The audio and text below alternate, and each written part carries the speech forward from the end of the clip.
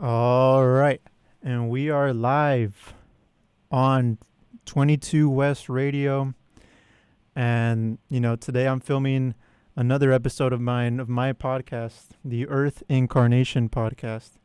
And there's something about just being live, like just being live and just knowing that, you know, that's all there is the now, the live, being here now. That's all there really is. Right. So pretty much on today's episode, I wanted to start off by asking you, who are you? Who are you beyond thought? Right? That's something that I would ask anyone is really to look within and ask yourself, are you all the identities, all the labels that you've been told you are? Are you that? Are you, for example, right? I'll use me as an example, just start off, right? I was born in 1998 and pretty much from immigrant parents that came here, in a way to search for that, that American dream that we all get told about of like, hey, like you come to the US, you come in and you're gonna do X, Y, Z. And but one of the things that a lot of people don't realize is a lot of the immigrants that come, they come from a background of, let's just say they're hardworking. They're people that they know that when they come, nothing's gonna be handed to them. But at the same time, they come with these generational curses. They come with these older ideas of how life is, or they're just not more familiar with how life is in the country they're immigrating to, right? For example, my dad and my mom, each side, they have their own, let's just say, things that have held them back generationally, right? For example, my dad, he has a lot of brothers, and just through life and the way we're raised to really shape us, right? So, for example, my dad, he struggled with alcohol over the years, just growing up and all of that, and that's something that could have easily been passed down to me if I wasn't more conscious of myself. But that was a process in and of itself, right? Because like, to be a generational curse breaker, you had to, for one, become aware of the curses that your family's going through, right? And for my parents, they divorced around the time I was like, I want to say like 3 or 4. And one of the things that I mean, I don't remember much when I was that young, but they were just like always fighting. Like, just what happens is when the parents divorce, is they're always just fighting.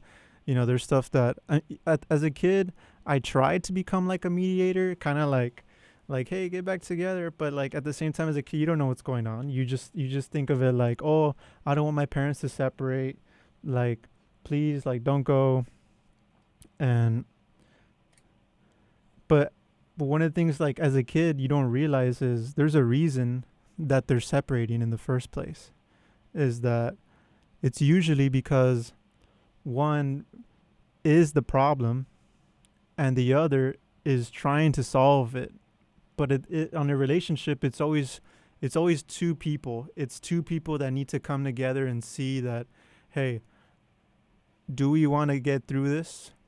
Let's just say rough patch. Do we want to get through these obstacles that we're going through?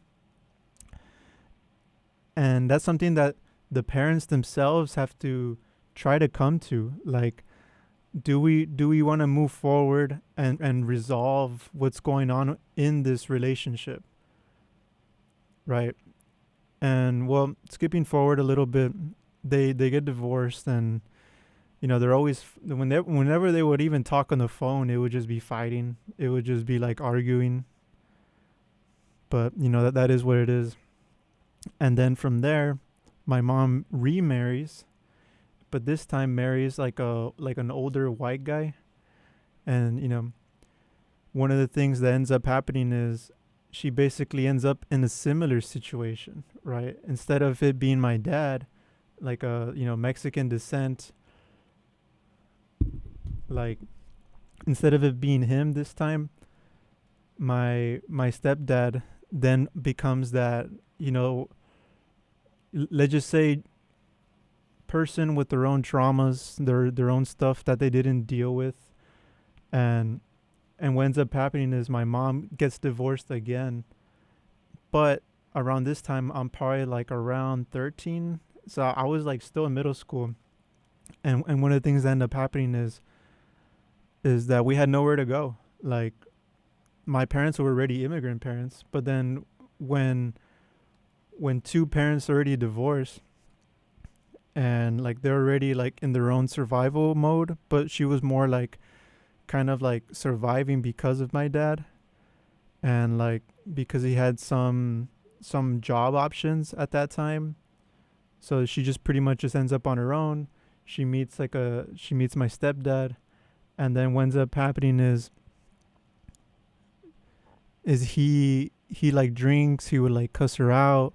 And this is stuff that I do kind of remember, because like I was young, but at the same time you could hear it. Like it's crazy. One of the things I noticed in the US is like how much houses don't even have like soundproofing. Like it's so like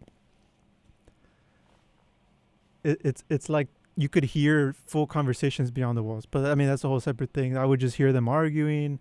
My mom, she could barely even speak English. So it was just like you just hear like some white guy just like cussing out my mom the whole time. And I'm just like, well, what do you do as a kid? You just kind of like, you just hang out there and hope the trauma ends at one point. But, eventually they divorce, right? They divorce. And so it's my mom's second divorce at this point. But now what does my mom do? She doesn't have anywhere to stay. And what she ends up deciding to do is take us to Mexico. And like, we go to Mexico, and I'm now living with my aunts, my uncles, and one of the things I remember is just the way of life is so much different. Like, man, like people in the U.S. don't realize how privileged they are. Like they truly don't realize that. You don't realize that until you go to a different country and see it for yourself. Like, when you go to a different country, you see that, like, hey, like, yeah, things are bad in the U.S. and there's a lot of stuff you can complain about, but it's not as bad as other places throughout the world, right? So, for example, in Mexico, I mean, there was like just cockroaches everywhere. There's cockroaches everywhere, and like I remember a couple of times when I was like young, I was sleeping there, and like I just felt something when I'm sleeping, and I'm like, what is that? And it's a whole another thing. But it's just like you have to kind of adapt to it, because I was like 13 or 14, and like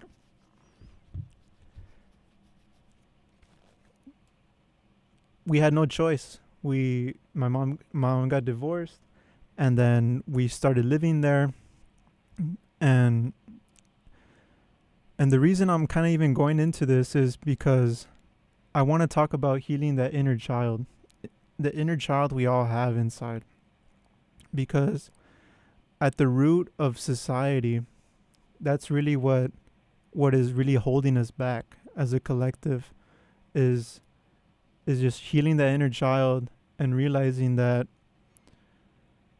that's the main root of why we don't feel connected to the world, why we always like feel separate. Because if you look around you, if you really like try to, even at someone that's like on the street, if you really try to picture them as like their child self, like that inner child self, it's like you start to understand that, hey, at one point, even though this person's living on the street, even though this person is maybe just not doing well right now, at one point they had parents, or maybe their parents died. If their parents died, then it's like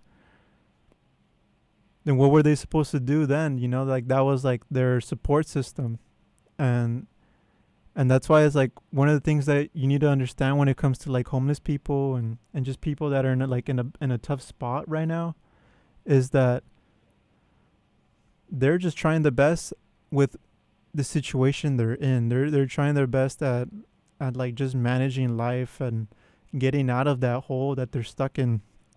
And so basically the reason I even go to the, you know, talking about homeless people is because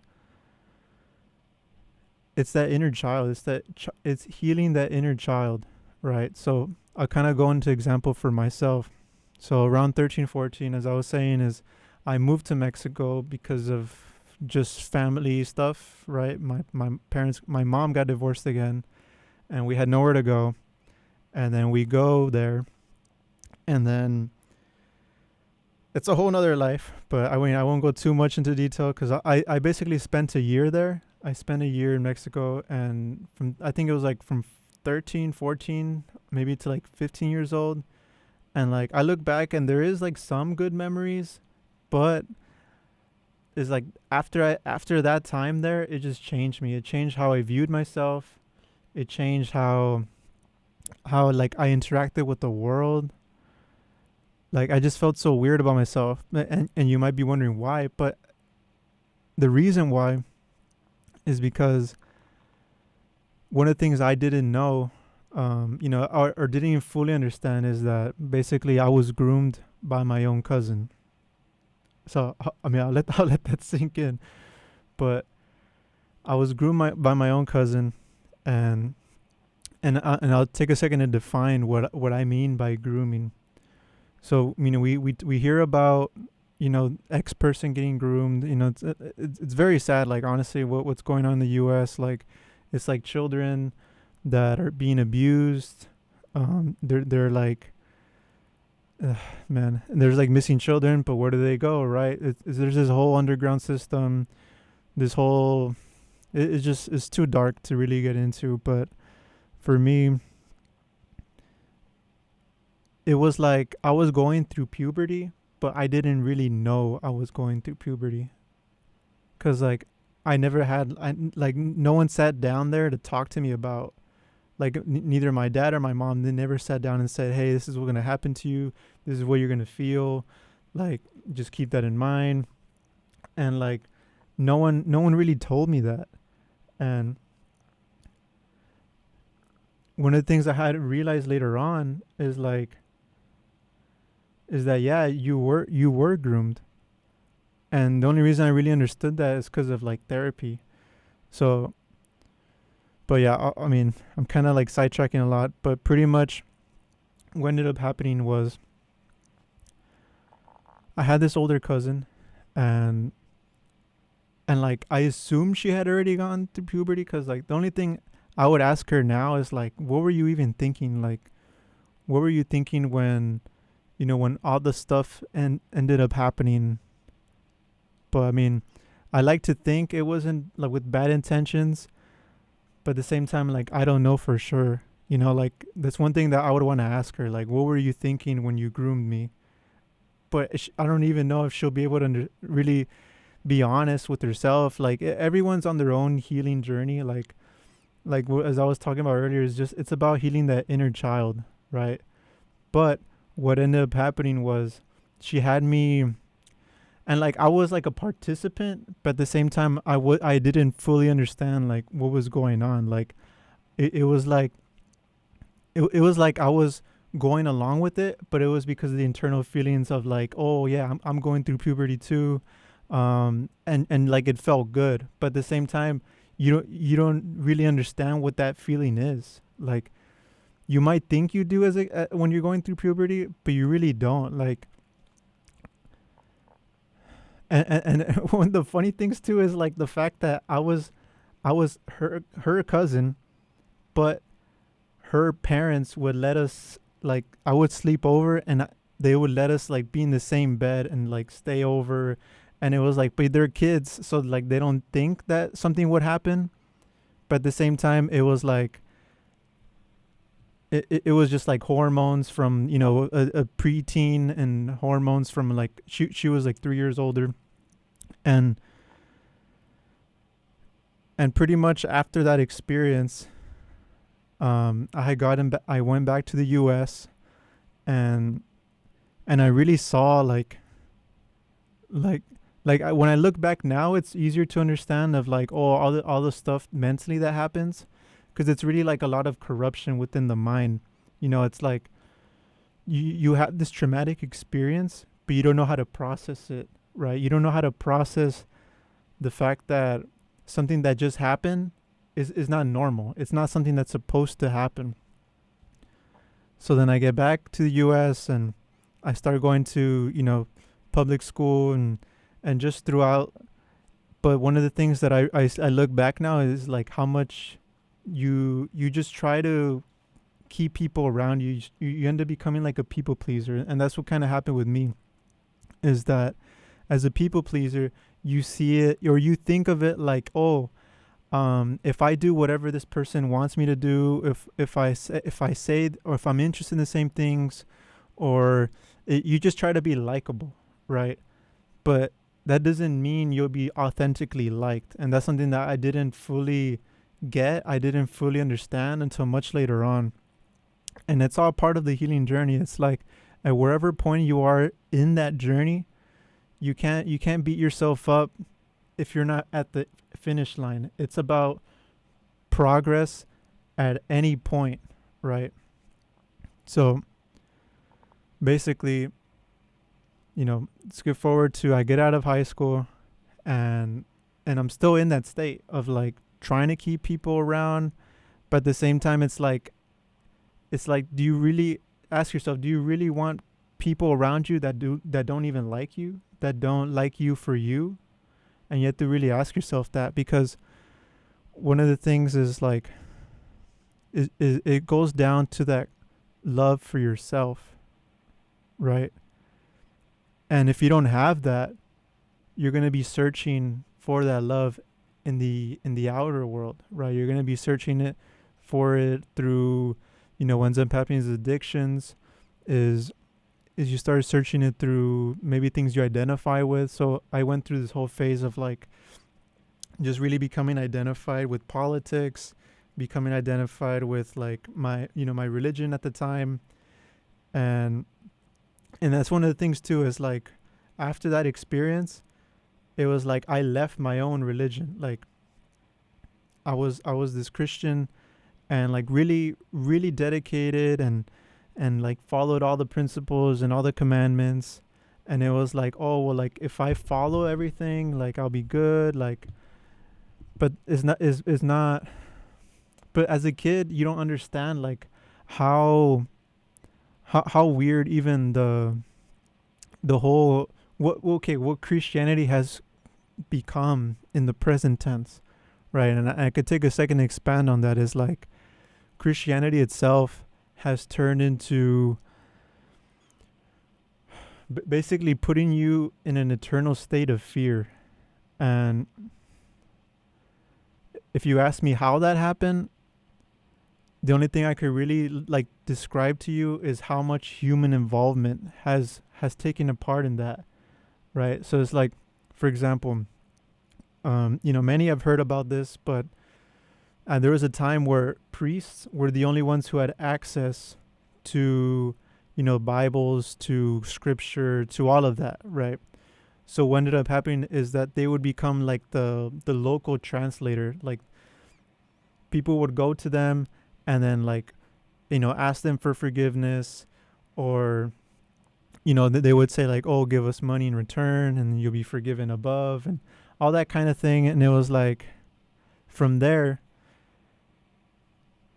it's like you see it as, like, you're paying for your forgiveness, right? But you might ask, like, what's the problem with that? What's the problem with current Christianity? But the current day Christianity, from my own eyes too, has become too focused on the money aspect of it, right? And that's not to say that people within the religion itself are bad, right? A lot of times we're just raised within that religion, and we don't know. For example, for me, when I was raised there, I thought it was all true. But at one point, it was just questioning. But it was due to the inner child being, let's just say, hurt or, changed, right? So it was from there I started questioning, like why do I believe this? Like why is this like a real thing? Because I was always in this state of guilt because, like as a kid, you start to feel guilty because, let's say, you're breaking commandments or all these other things that you're told about, like how it's bad if you do X or if you do Y. But at the same time, it's not that it's like it's bad. It's more that you don't learn from that, right? Because like in this life, we're supposed to do mistakes. We're supposed to learn from our own mistakes, and it's not about beating ourselves up, right? But with current day Christianity, one of the roots that I think is that they want to keep it with money coming in and more people coming in, right? So in my experience, when I've talked to Christians, it goes down to like fear of like, hey, if you don't either join the religion, if you don't practice it, if you don't do it the exact way that is being taught, they try to tell you that you'll go to hell or all these things. But it's like, imagine telling that to a child. Like imagine telling a child, oh, you're gonna go to hell if you do X or Y or whatever, and that child, they're gonna believe you. You're the parent, you're the caregiver. So like, why wouldn't they believe you? And it got to a point where I myself questioned it all the way until fully becoming an atheist myself. And that was quite the transition, because it was like, okay, here was this thing that I grew up with, and now it's like, now it's like, okay, then what do I believe? Like after leaving Christianity, it's like, what do I believe now?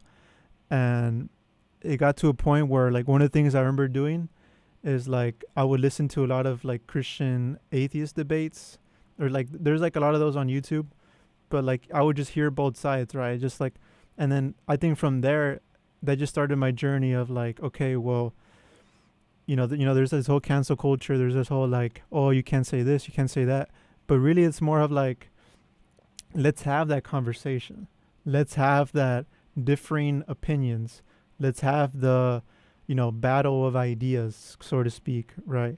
But at the same time, not becoming attached to our beliefs, right? One of the phrases I've adopted now is be open to all ideas, concepts, beliefs, but attached to none, right?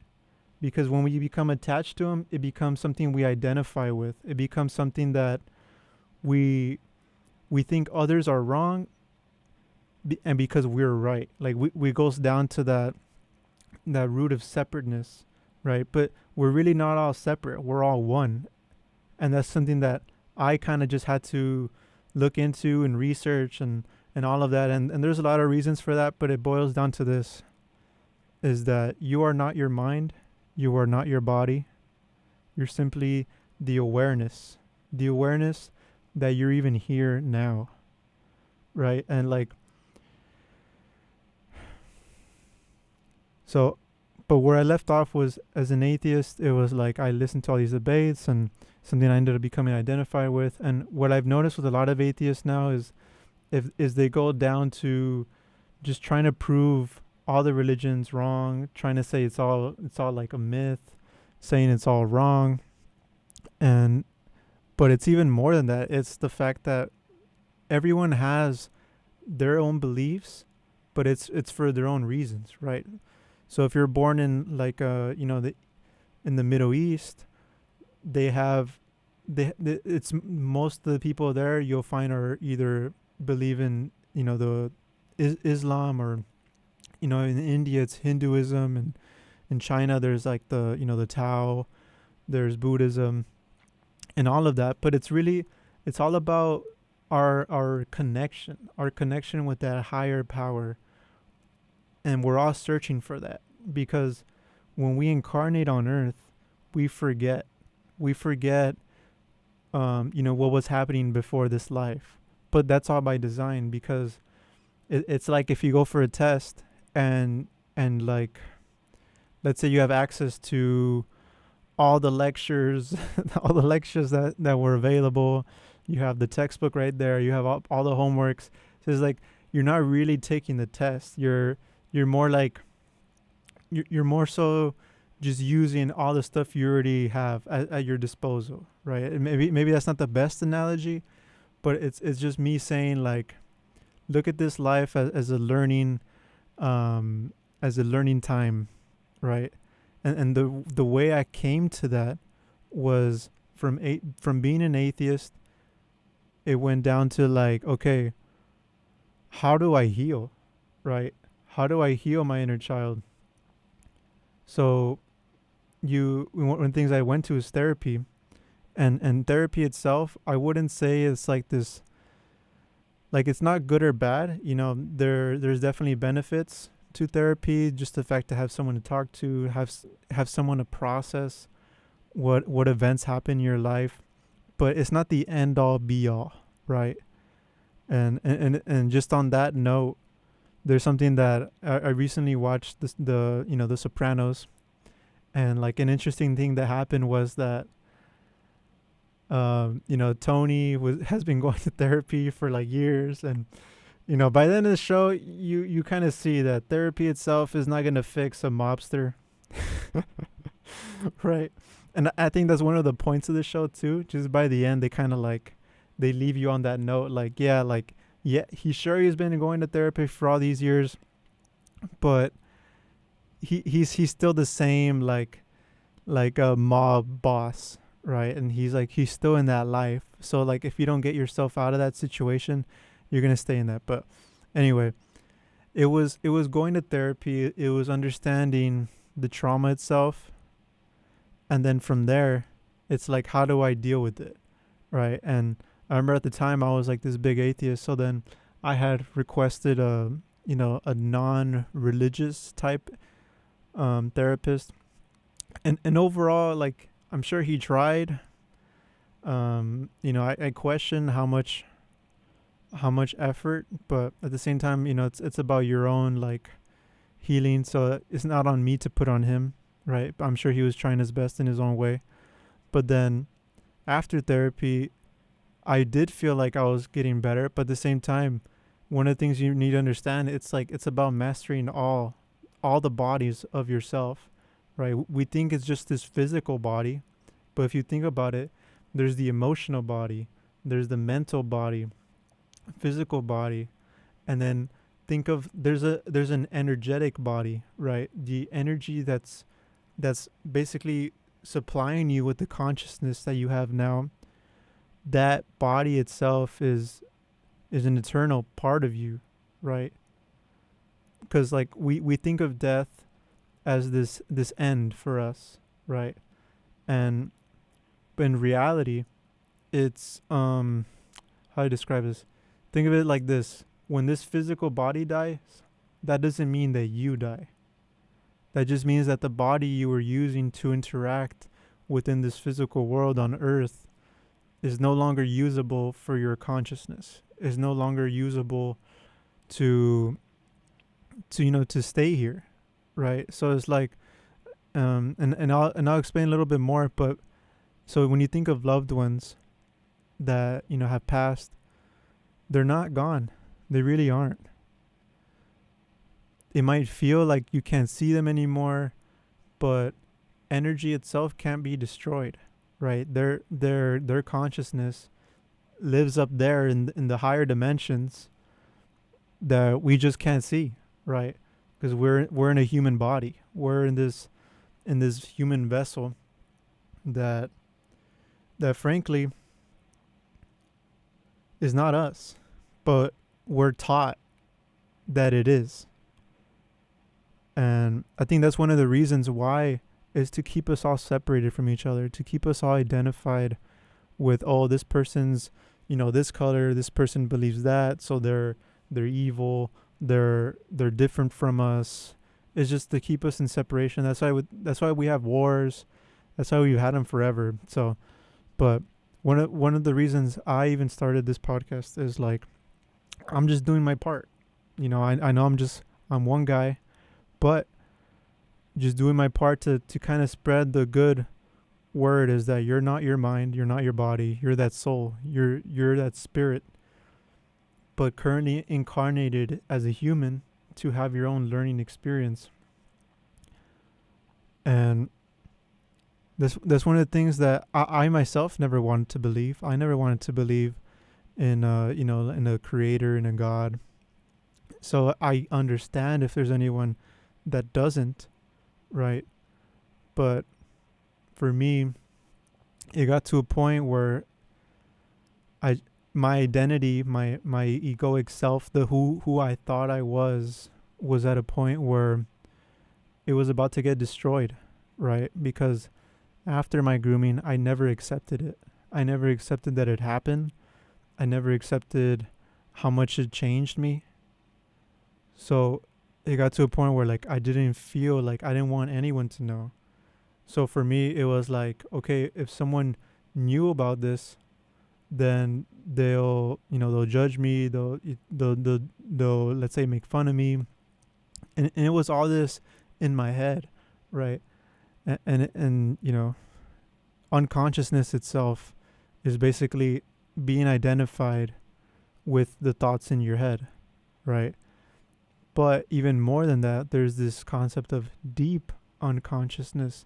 And deep unconsciousness is basically identifying with every single thought in your head, right? Because you are not your thoughts, but you might think that you are if you weren't told that before, right? And for me, I had to experience that. I had to experience this voice. There was like a voice in my head telling me, oh, this person's doing that, this and that. It would just give me all these different thoughts. And when you become obsessed with your identity, with how you'll be perceived by the world, it's something that keeps you there, right? But the reality is, when you understand that you, the listener, you are God in the flesh, right? For everyone is God. But we're here to experience the separateness. We're here to experience what it's like to be separate from others, or at least to visually think we are, right? For we are all one. And what does that mean? What do I mean when I say we are all one? It means that everyone and everything is connected, right? For everything is energy, frequency, and vibration. That's something that was basically said by Nikola Tesla to, he was referring to, if you want to truly understand the universe, you have to understand that. Because just knowing that, you understand that you're that energy, right? This consciousness, right? And then if anyone doesn't know what I mean, there's just something you could do is like when you close your eyes and you have your hand in front of you, how do you know where your hand is, right? If you're not looking at it, you know it's there, right? But it's because you sense that you use the feeling. You use the feeling that to know it's there. And another thing you could do is when you close your eyes, you can just imagine, right? If you have just one finger up, you can imagine that finger's there, and then even like just feel the finger. Because everything's conscious. So even our bodies itself are conscious. So when you get like a injury, your body itself is trying to heal itself, right? But then when it's not able to, you have to go to the doctor, get medicine, surgery, and in the future humans will start using energy healing, and that's something that I've been learning about. Is that energy healing itself is basically getting to the root, getting to the energetic root of what's going on to you, right? Because like eventually more and more people understand, but we all have chakras. We all have these chakras that are within us, and just think of them as a like, okay, in a car, right? There's all these different systems that are meant for different things, right? You know, the alternator, the engine itself, etc., right? So think of each chakra as its own focal point within your body. So there's the root chakra, sacral, you got the heart chakra, throat, and you got the, you know, the third eye chakra, crown chakra. And these are all chakras that are addressed within the body itself. It's like those energetic points where you, as the experiencer of life, you have to get down to resolving those. Okay, so, and what I mean by that is, let's say, so for example, what I was talking about earlier about healing the inner child is you have to look at it like, if you don't heal that part of you that is still dealing with the consequences of that, right? So for example, for me, it was like a sexual trauma, right? And that sexual trauma, it affects your root chakra, your sacral chakra as well, because at its core, the root chakra, it's about feeling like you're grounded. You're grounded to this earth. So for example, I didn't feel like good to be myself, if that makes sense. So when you don't feel that, you're basically, the way it's described is that your root chakra is off, your sacral chakra needs addressing, healing, and but I mean not to too much digress, but at its core, love yourself. Love yourself, because remember that you're still that child. You're still that inner child that, you know, that didn't know how to deal with the world, that didn't know how to experience what you experience. And that's something you have to, over time, kind of deal with, is the fact that, like, okay, this trauma did happen to me, but how can I learn from it and not let it affect me anymore, like grow from it. And if you look out in the world, there's a lot of people who really haven't healed their inner child.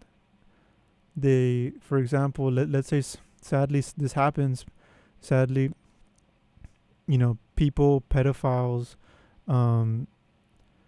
they'll do things to kids, and then forever these kids are affected mentally, emotionally, and what happens a lot of times is the kid themselves ends up kind of just repeating that trauma to, let's say, the next generation, or, you know, a friend of theirs, or even just a random kid, and that's kind of how it gets passed on. But it's a process. It's a process of, like, for one, becoming aware that you need to heal, becoming aware that that part of you is off, right? Because if you don't feel good about yourself, if you don't love yourself, you're not going to truly love others, because the things that within yourself, you're going to judge yourself. You're going to kind of just think about, like, all the things that are wrong with you, when there really isn't anything wrong with you. There really isn't, right? There might be things you don't like about yourself. And if there's things that you can't change, it starts off with accepting that part of you. And if there's things you've done in your past that you still think about, or you find yourself depressed about, it's about accepting that it happened, forgiving yourself for your part, and understanding that, hey, I was doing the best at what I knew at that time. Right? It's like, because if you don't give yourself the, let's say, the space to see that, hey, yes, it did happen, but it doesn't mean I'm that person, because you are not your past. But if you don't learn from your past, you're going to keep repeating that cycle. You're going to keep repeating that cycle, and you're going to just stay there. And you're going to stay in this karmic cycle of the lesson you haven't learned, and the lesson you're working on, because we're all working on our own things. Yes, I am on the radio. And one of the things that we need to look at within ourselves is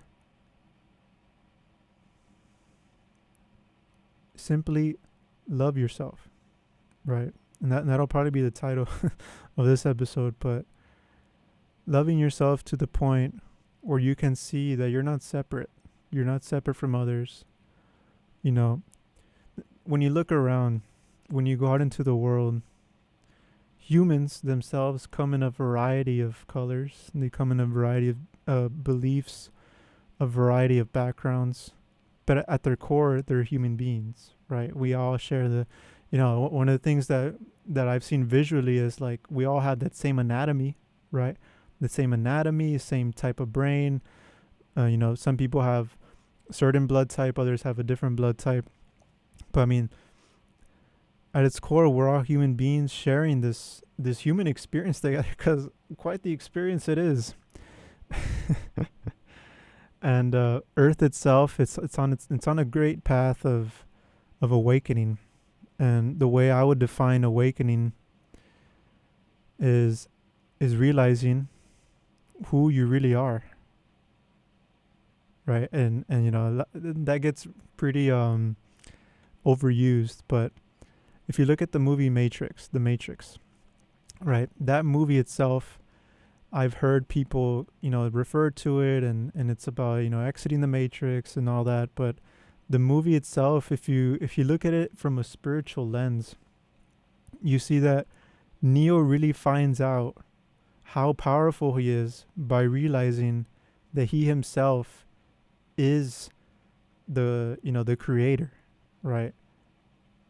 Each of us is the creator, but within different vessels to experience the different camera angles, if that makes sense. Your eyes are cameras. Let that sink in. Your eyes are cameras. Everything you do, everything you think about, everything, and it's not to scare you, everything's recorded, right? Your eyes are the recorder, your brain is the recorder, and it all gets stored in what might be new to some, but it's the Akashic Records. And the Akashic Records themselves, something that I'm still learning about, but at its core, think of it as an energetic library. It's this library where all the actions you've done, all the thoughts, just basically all your lives, right? Because, like, real quick, reincarnation is a real thing, right? And there might be people who might dismiss it based off, certain beliefs they already hold themselves, but it's as simple as this. All there is right now is the now. That's all there is. You might think about the past. You might remember the past. And when you remember the past, you relive it. Your body doesn't know the difference. Your body doesn't know, oh, yes, I'm thinking about that, but I'm not experiencing that. No, it feels it the same way, right? And that's why trauma is such a big thing. And, there's like people who come back from the military and they kind of just have to cope. They have to heal from PTSD, from all the stuff they witnessed, but it's because for them it's happening over and over and over. And that's basically how it works, is that when you experience something and you remember, there's when you have something like PTSD, you basically relive it over and over. And it's like from there you kind of have to, for one, understand what happened. And for me personally, there's stuff that I wish I didn't remember from my childhood. There's stuff but I do. And if I start remembering something that's negative, it's for one, rooting yourself back into the present moment and feeling, right? Because feeling and thinking, whenever you're trying to see, okay, if I'm thinking about something or am I feeling something, always trust the feeling. itself. Because when you put the energy within the body and you feel that heartbeat, a lot of people don't even feel their heartbeat just like going out throughout the day because they have so much focus, attention within their own heads, right? Not, overthinking and all that.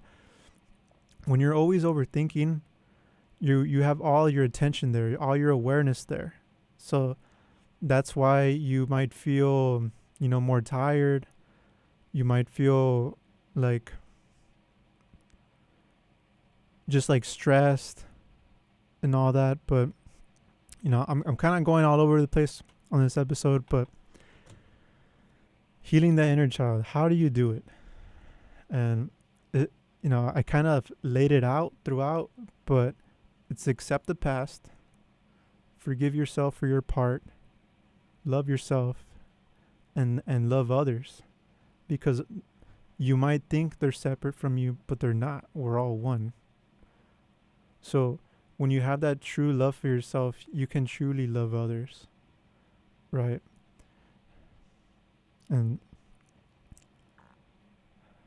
But I do want to keep going a little bit on reincarnation. So reincarnation itself, if it's new to you, understand this. You are consciousness. Everything is conscious. Everything is energy, right? This table might look solid, it might feel solid, but it's not. It's the repulsion of the atoms, the electrons from my hands to the table, right? One of the things that, Isaac Newton talked about was there's always going to be the equal force, right? So like, let's say you punch a wall, the wall is not going to hurt as much as your hand is, right? It depends on the material of the wall, but it's that same force that's going to repulse back to you, right? So now that you understand that your consciousness and reincarnation has more to do with the evolution of your consciousness itself. Basically, you are living these lives, right? So just take this one life, for example. Right now, on Earth, within this life, I'm my avatar, right? If you want to use that, and think of it as video games. We are living in a way, like in a video game. It's just we got so advanced now that we might think of it like a weird thing to say, because we think, oh well, video games are video games. But okay, to give a quick example is when you're driving the car, you're in the car, you're the driver, you're controlling, right? But are you the car? No, right? You're still that driver, right? So think of it the same way. You're controlling this human body. You're using it to interact with the world. You're using it to, touch things, to go places, to experience. But you at your core, you're not the body. So then what are you? You're the consciousness. So when this body basically expires, when it dies, your consciousness basically goes back to that energetic self, right? And our energetic self never truly leaves that dimension, right? Our monad equated to spirit, right? Your monad is living there, right? It's pretty fascinating. I've read into it and I'm still reading about it, but it's really quite fascinating. Is basically you at your core, as a spirit, you have your soul that comes down. And what I mean by comes down is it lowers its frequency enough to be in this physical dimension where you're now using this body as a vehicle, right? Or think of it as an instrument. When you're using an instrument, a trumpet and trombone, guitar, right? Do you become that instrument? You're using the instrument, but to play music, to basically use that instrument for whatever you're going to use it for, right? So you using this human instrument you're now living on earth and you're going through your own thing, but it's really about the mastery of yourself, right? For there is no competition really. It's not about being better than others, but it's about being the best version of who you are. Does that make sense? Being the best version of basically whatever you are striving to be, right? And this is not something I was told, something I kind of had to experience on myself, but look at it like this. You have to master yourself, for one, on a physical level, right? Take care of your body. It's the only body you're going to have this life. So take care of it. Take care of your body. You know, just keep in mind what you put in your body, you know, the habits and all of that. But exercise is also a good way to take care of the body. And then it's also about the mastery of your mental self, right? Your mental body.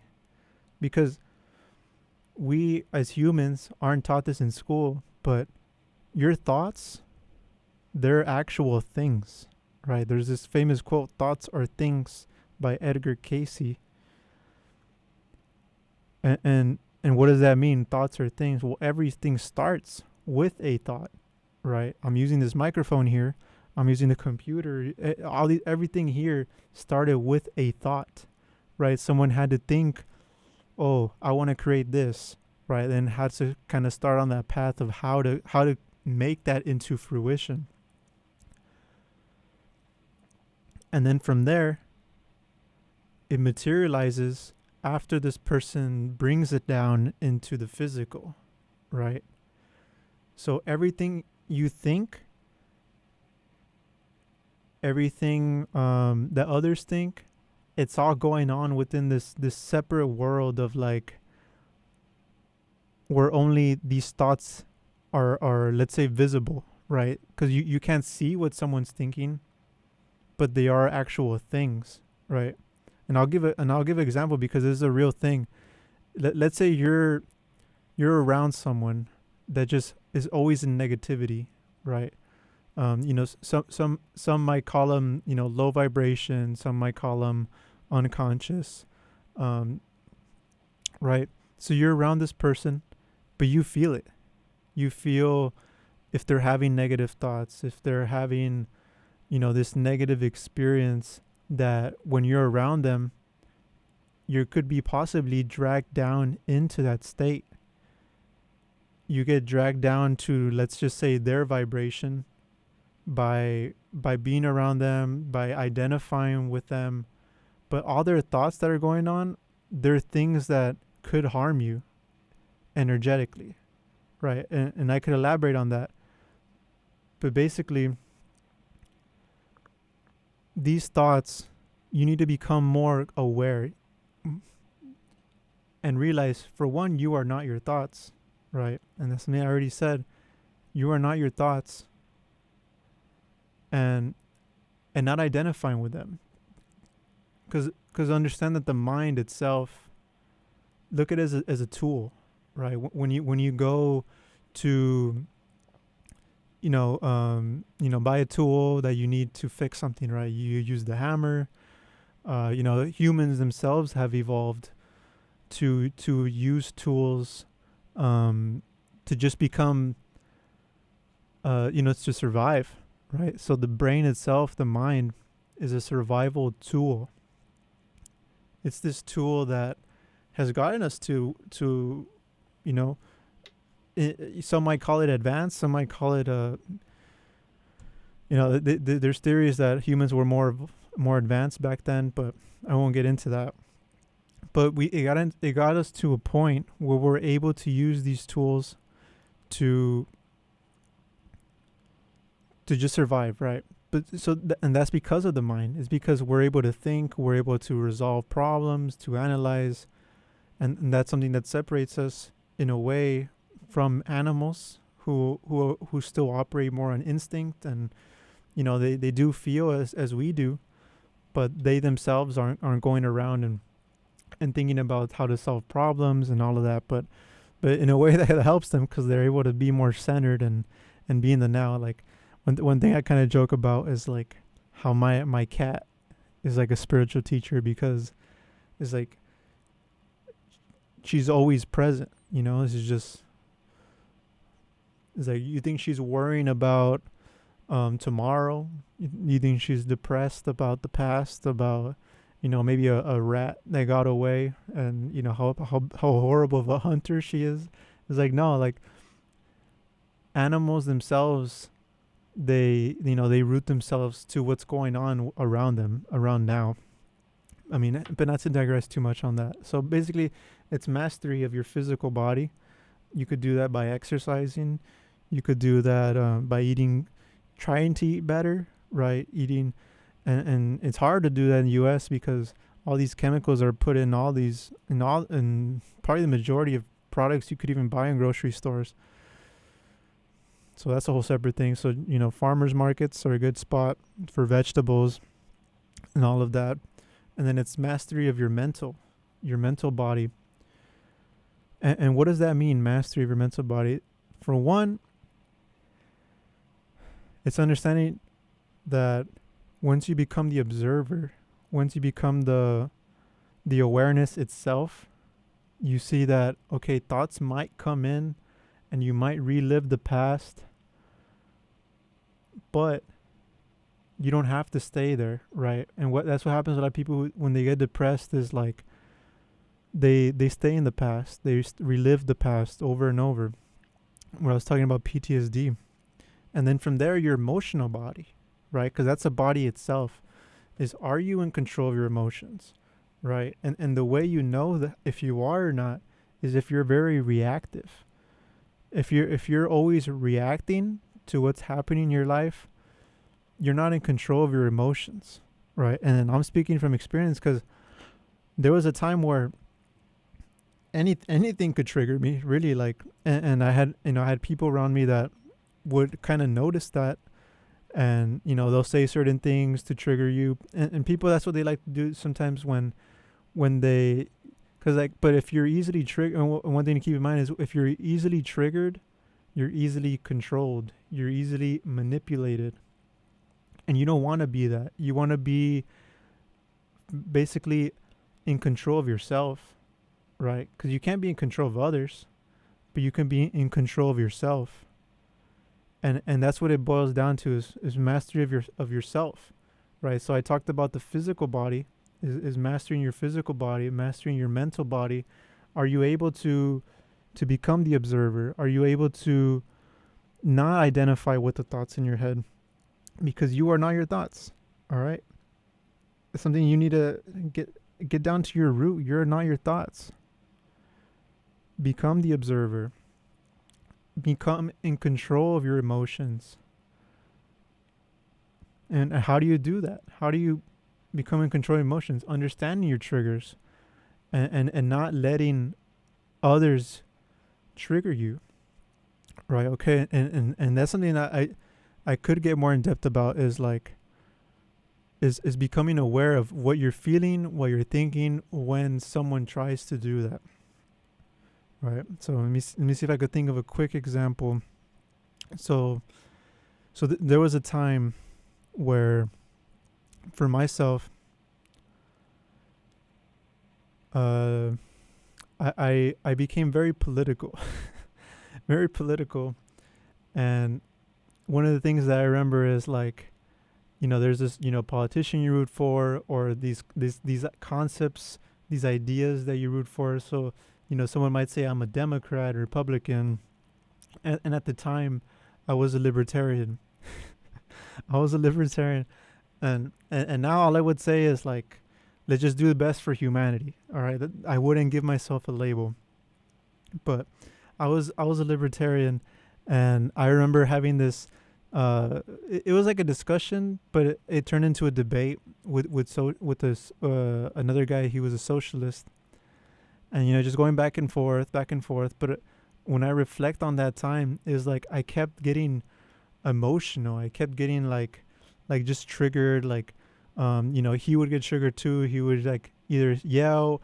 And like one of the things in debates is like the moment someone starts saying like personal things about you, or or personal things about someone else, or not really going to the argument itself. It's like, see, they're getting emotional too. So, but that's why I was saying earlier, is like not being attached to ideas, beliefs, concepts, is just being open to them. But then if there's a time where you feel more resonated with a certain belief, is you can do that, but also understand everyone's going to be at a different point. You can't, there will never be, okay, maybe there will be, but right now there's not a time where everyone agrees on everything, right? You mean, look at how many religions there are, look how many political systems there are. Everyone thinks that theirs is the correct one. But anyway, not to digress. But then after you master your physical, emotional, and mental self, it's also about the spiritual self, right? And if this is new to you, understand that, within our current society, there might be a certain perception of being spiritual or religious or anything like that, but it is realizing that you are God within this human body, right? And then from there, trying to deepen that connection with God itself, right? Because a lot of people like to refer to God as a father, but it's more of a father-mother God, because we all have the feminine and masculine, and all of us have to accept that, right? Because it's like, there's machismo, there's toxic masculinity, and then it could be everyone just is on a different spectrum, right? And you could get into other discussions, but each of us has to find that balance that works with us, for ourselves, right? Because some people are more masculine and some people are more feminine, right? And whether they identify as male or female, that's a whole separate thing. That's a very in an individual basis. But from there, it's like, okay, we both have all these both of these energies. We need to balance that within ourselves, and then we need to root ourselves down into the earth, our spirit, our soul. When you lift your soul, it's basically being present in every moment, because you'll never have that moment again. Never. And not to digress too much, but healing the inner child involves all of that. Involves looking within.